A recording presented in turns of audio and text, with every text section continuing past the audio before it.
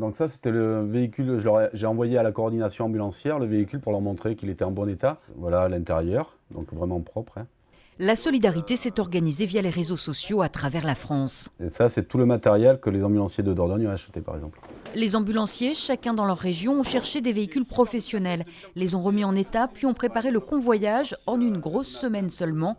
Patrick prend la route jeudi dernier, direction Forbach, point de rassemblement, puis l'Allemagne, la Roumanie, le lieu de rendez-vous est un poste frontière côté ouest.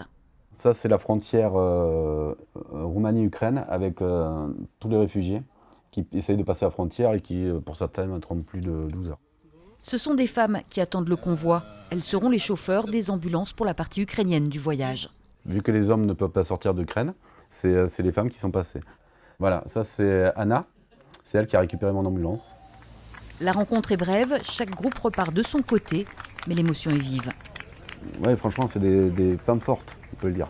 Elles étaient dans un pays où il n'y avait pas la guerre et elles repartaient chez elles pour aider dans leur pays en guerre. Donc elles auraient pu rester à l'abri, mais non, elles repartaient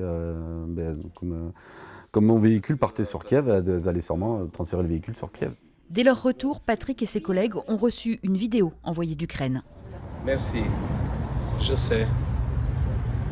Vous êtes ensemble avec nous. Encore une fois, merci pour vous.